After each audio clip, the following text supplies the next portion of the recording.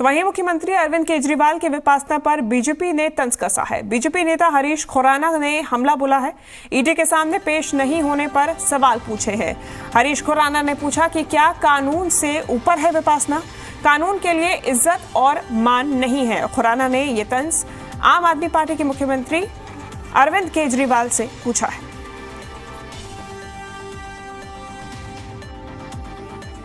अरविंद केजरीवाल के लिए कानून से ऊपर विपासना है, कानून का सम्मान नहीं है।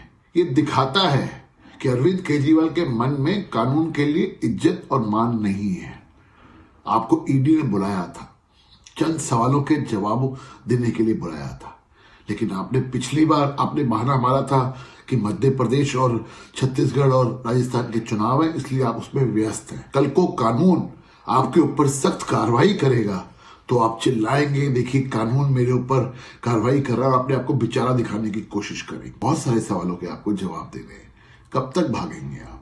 कब तक आप कानून से इस तरह से आप आंख में चोली खेलेंगे? एक न एक दिन तो आपको जवाब देने होंगे।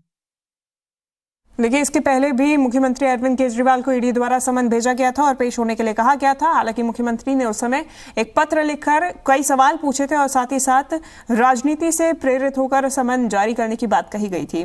तो इस बार भी ऐसा ही जवाब उन्होंने दिया है और कहा कि पहले की तरह ही ये समन भी राजनीति से प्रेरित है। मेरे पास छुपाने के लिए कुछ भी नहीं है, मैंने अपना जीवन ईमानदारी से जिया है। अब इस पूरे मामले में सियासत जारी है। हालांकि बीजेपी लगातार तंज कसती हुई नजर आ रही है कि मुख्यमंत्री अरविंद केजरीवाल को जांच में सहयोग करनी चाहिए, वो जांच से भाग रहे हैं।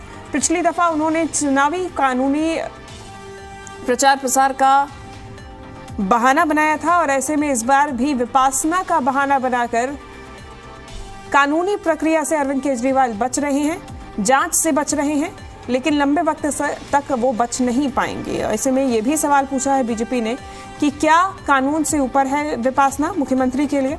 हालांकि मुख्यमंत्री अरविंद केजरीवाल की तरफ से अलग ही पत्र लिखा गया है। उन्होंने कहा कि हर कानूनी समन मानने को मैं तैयार हूं, यानी कि ईडी ने जो समन अभी मुख्यमंत्री अरविंद केजरीवाल को जारी किया है उसे गैर कानूनी बताते हुए उन्होंने पत्र में लिखा कि इस समन को वापस लिया जाए। आपको बता दें कि पिछली दफा भी अरविंद केजरीवाल ने इसी प्रकार से समन को वापस लेने की और ठीक तरीके से भेजने की मांग की थी। उन्होंने अपने पत्र में साफ तौर पे पूछा था कि ईडी द्वारा जो समन मुझे भेजा गया है उसमें कुछ भी ठीक तरीके से स्पष्ट नहीं है। ना तो ये स्पष्ट है कि मुझे किसी गवाह के रूप में या फिर मुजरिम के रूप में बुलाया जा रहा है। उन्होंने ये भी लिखा कि इसमें यह भी स्पष्ट नहीं है कि क्या मुझे मुख्यमंत्री के रूप में बुलाया जा रहा है, दिल्ली के मुख्यमंत्री के रूप में बुलाया जा रहा है, या फिर आम आदमी पार्टी के संयोजक के रूप में बुलाया जा रहा है। तीसरी बात उन्होंने लिखी थी कि ये राजनीति से प्रेरित समन नजर आ रहा है, जिसमें स्पष्ट नहीं किया गया है कि मुझे ये समन किस लिए और किन कारणों से भेजा गया है। इन बातों का जिक्र करते हुए मुख्यमंत्री अरविंद केजरीवाल ने लिखा कि इस समन को वापस लिया जाए और ठीक तरीके से भेजा जाए। ये समन 2 नवंबर को पेशी के लिए जारी किया गया था, जिसका जवाब मुख्यमंत्री अरविंद केजरीवाल ने पत्र के माध्यम से दिया था। अब एक बार फिर से ईडी की तरफ से कथित शराब घोटाले मामले में मुख्यमंत्री अरविंद केजरीवाल को समन जारी किया गया था, जिसमें उन्हें 21 दिसंबर को पेश होने के लिए कहा गया था।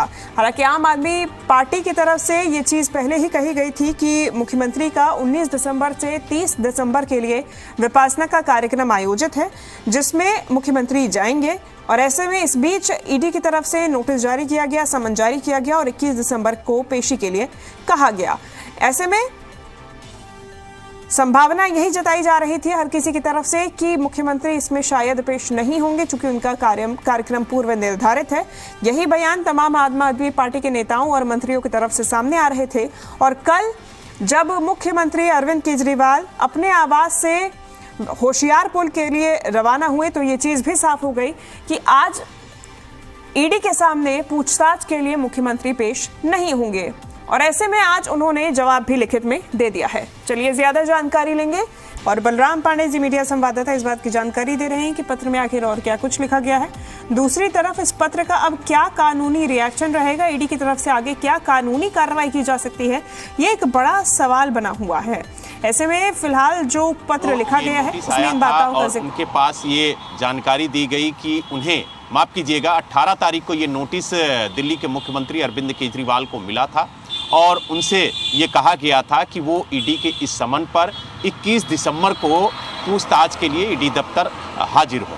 लेकिन कहीं ना कहीं उनका जो पूर्व निर्धारित कार्यक्रम था विपाशना का, उसका उन्होंने पहले ही जिक्र कर रखा था, मीडिया के सामने भी बता रखा था कि वो 19 तारीख को विपाशना पर जाएंगे।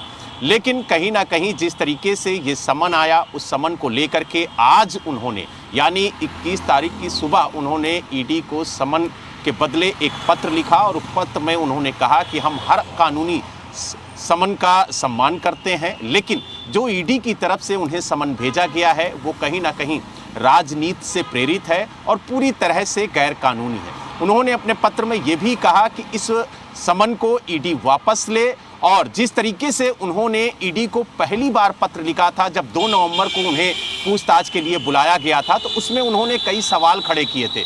उन्होंने ईडी से ये जानकारी मांगी थी कि आखिरकार ईडी उन्हें पूछताछ के लिए बुला रही है तो आखिर किस हैसियत से